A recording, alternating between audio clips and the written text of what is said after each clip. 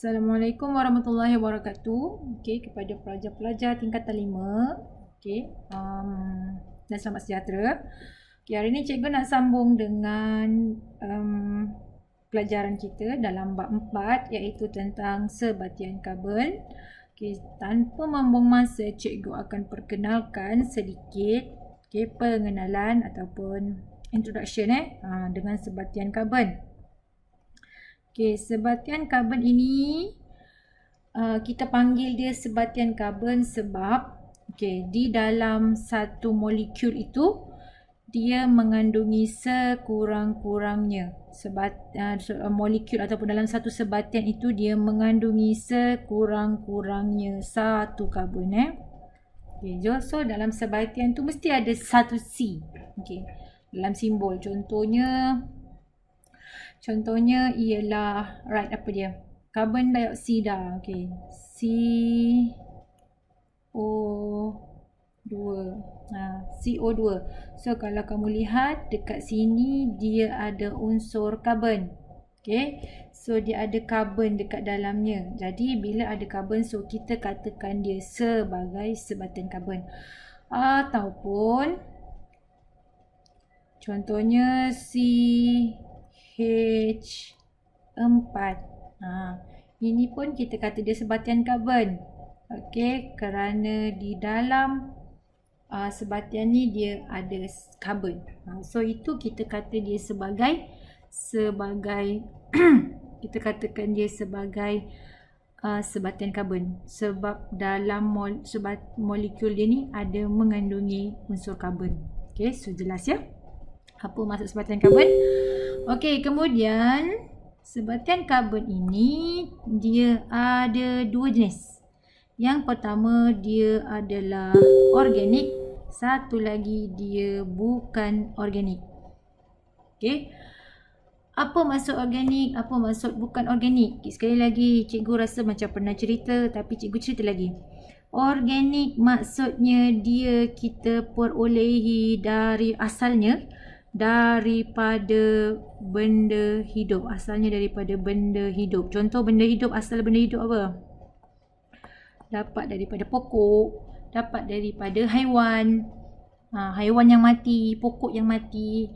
Sebatian ataupun contohnya petroleum. Petroleum tu asalnya ialah haiwan-haiwan yang mati yang tertimbus dekat lautan. So itu asalnya ialah benda hidup. Kemudian kita dapat petroleum tu, so kita kata petroleum itu sebagai bahan organik.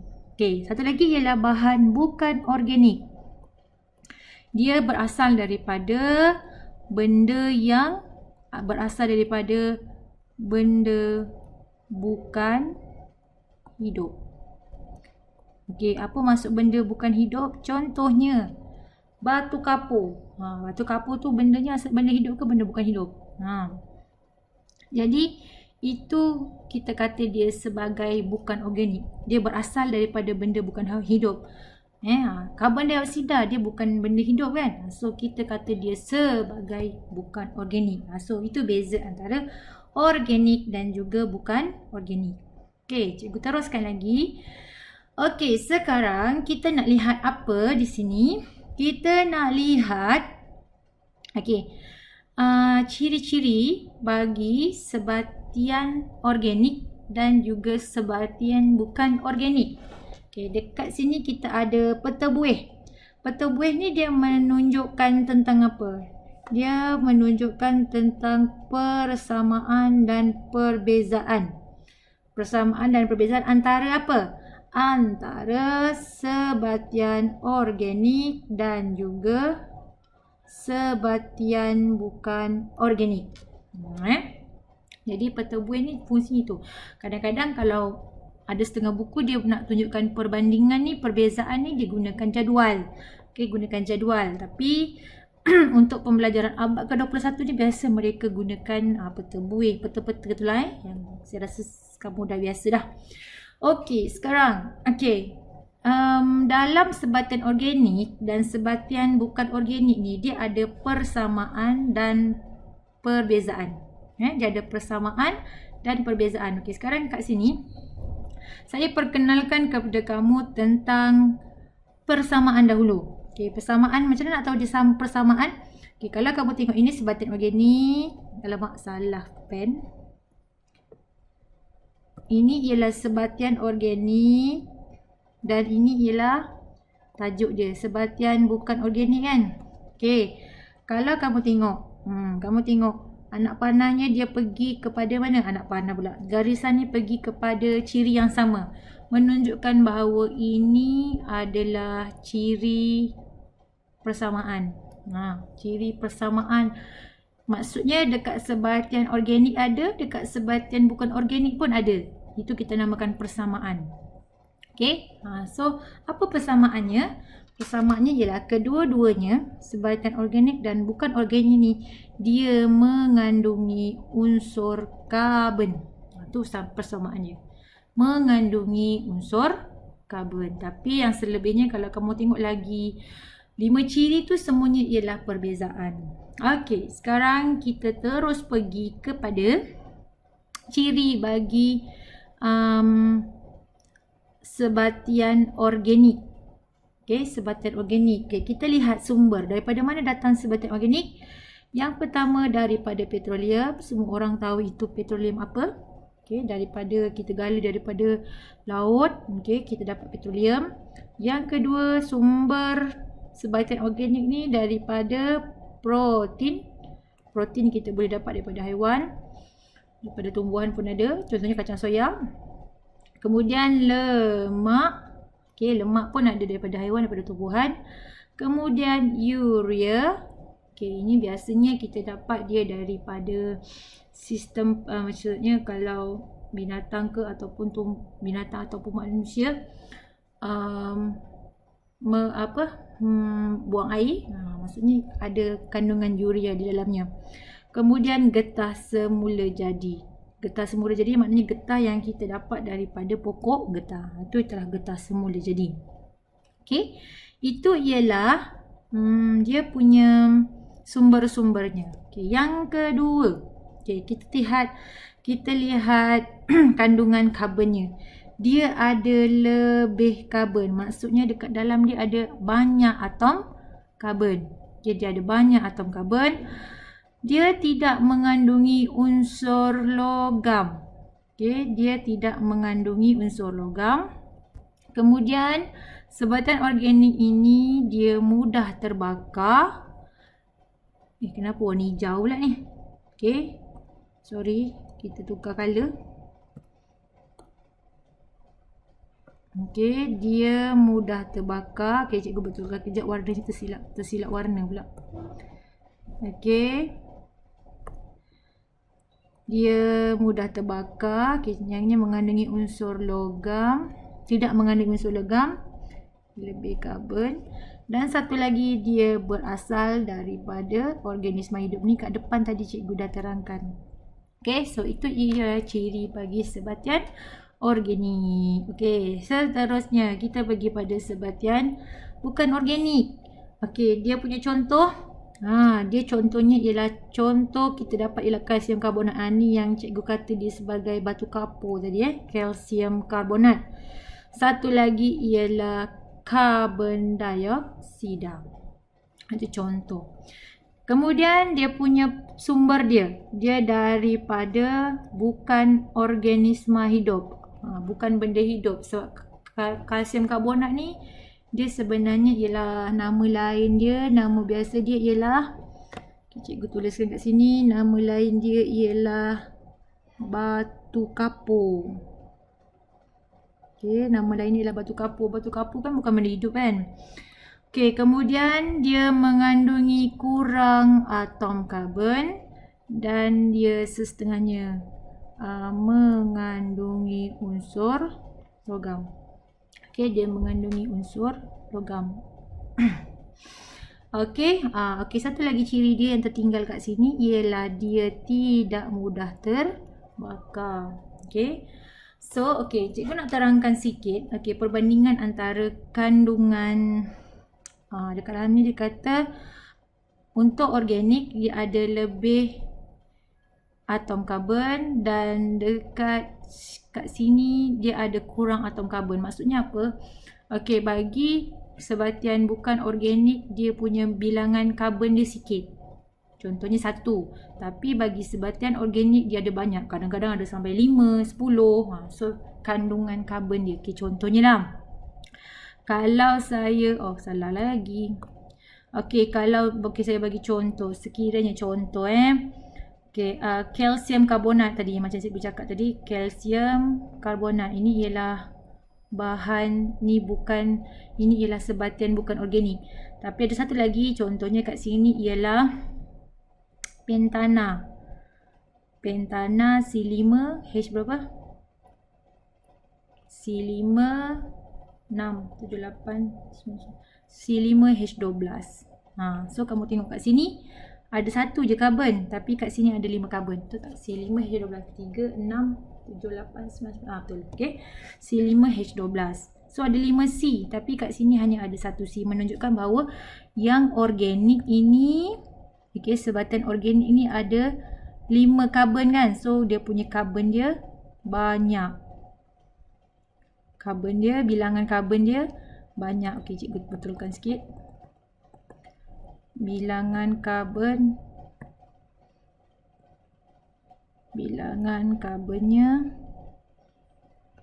ada banyak. Okey, dekat sini bilangan karbon dia sedikit. Okey, nampak?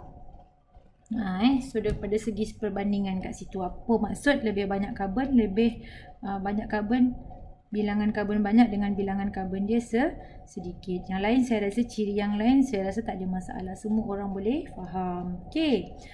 Seterusnya cikgu pergi pada yang seterusnya ialah tentang cikgu pergi pada, kejap ya.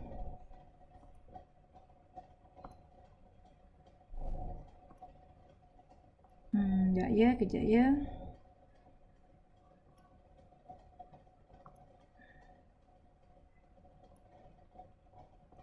Cikgu pergi pada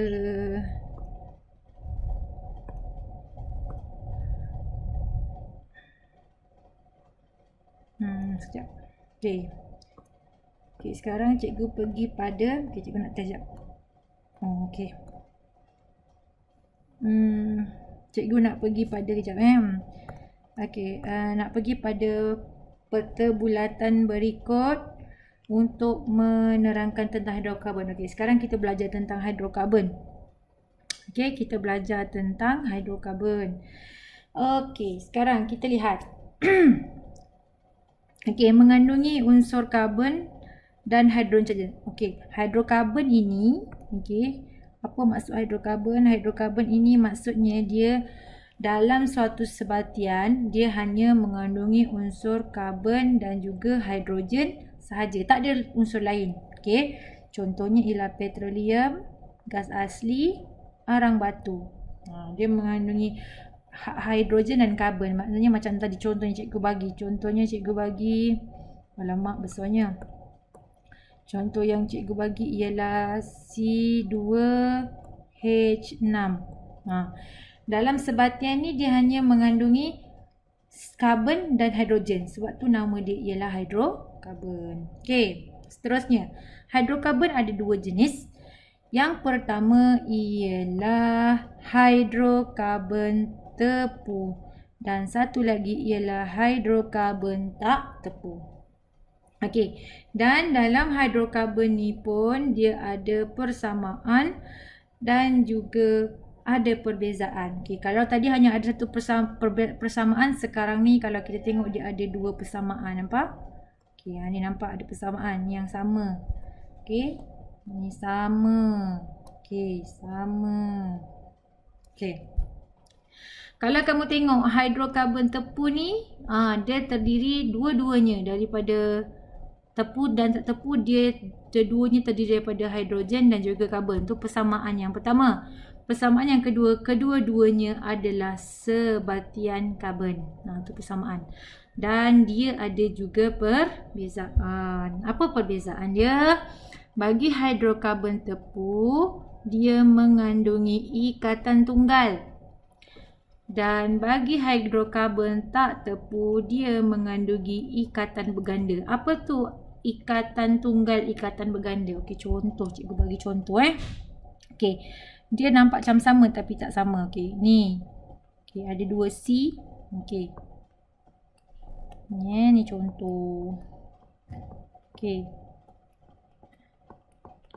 Ini kita namakan dia sebagai, okay, kalau kamu tengok ikatan dia ada satu ni, so kita namakan dia sebagai ikatan tunggal. Ada satu lagi sebatian yang lebih kurang rupa dia hampir sama. Okay, hampir sama, tapi dia ada beza. Kat mana perbezaannya? Karbonnya ada 2. Yang tak sama apa? Yang tak sama ialah pada ikatan. Kalau sini awak tengok ikatannya, ikatan ganda 2. Yang kat sini ikatannya adalah ikatan tunggal. Itu perbezaannya. Seterusnya, kat sini kita tengok dia punya contohnya. Okey, contoh-contohnya bagi sebatian hidrokarbon tepu, contoh hidrokarbon tepu ialah metana, etana, propana. Bagi hidrokarbon tak tepu pula, contohnya ialah etena. Tak nampak, tak sesuai dia jadikan highlight yang ni. Okey, tak sesuai dia jadikan highlight.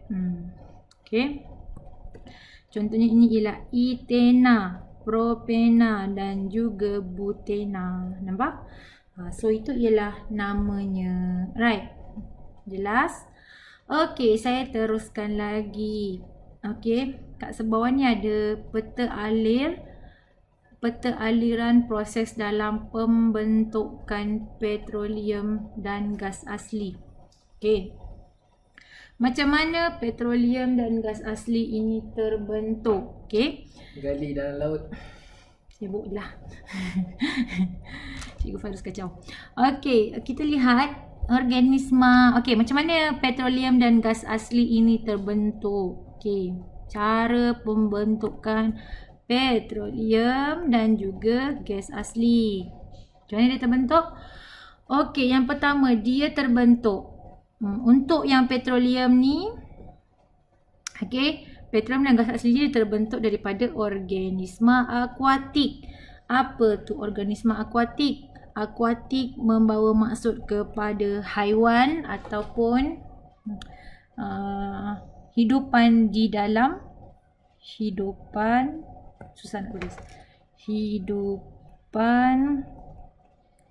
dalam air. Hidupan dalam air tu kita nama dia sebagai akuatik. Dan hidupan dalam air ni, akuatik ni dia telah mati dan tertimbus di dasar laut. Jadi kita biarkan dia lama. Okey, kita biarkan lama. Nampak ni, berjuta-juta tahun biarkan lama dia tertimbus. Lepas tu dimampatkan suhunya dan tekanannya tinggi. Dan akhirnya petroleum dan gas asli pun terbentuk. Dan kedua-duanya boleh dijumpai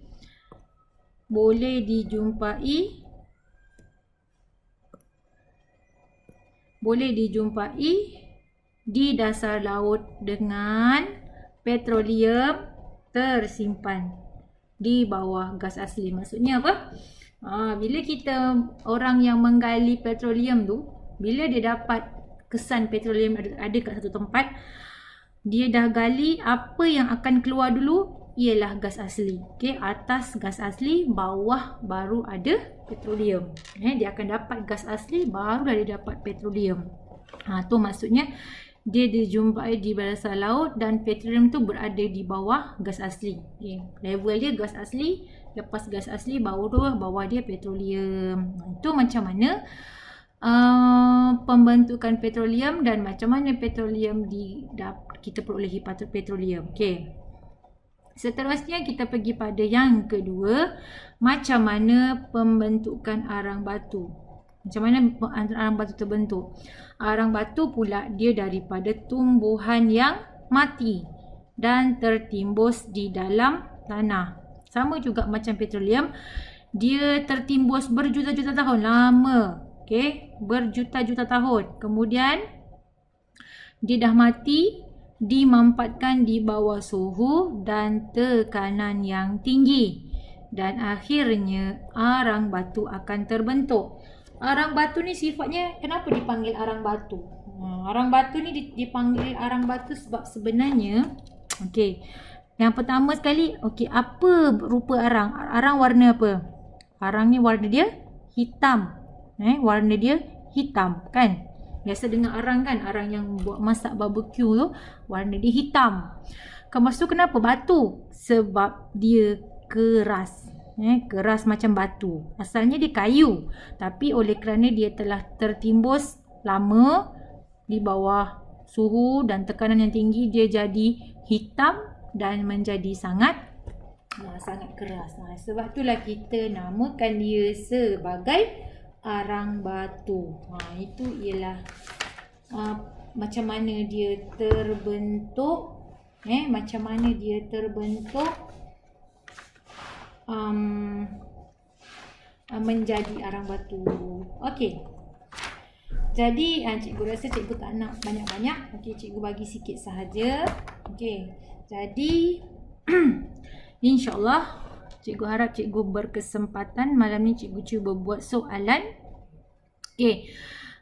Kamu di rumah kamu salin semua maklumat-maklumat ni, okey, salin nota-nota ni, masukkan ke dalam buku kerja kamu dan cikgu akan usahakan untuk menghasilkan satu soalan latihan. Jadi lepas kamu dah buat, kamu salin, kamu tolong buat jawab soalan. InsyaAllah harap cikgu berkesempat lah malam ni.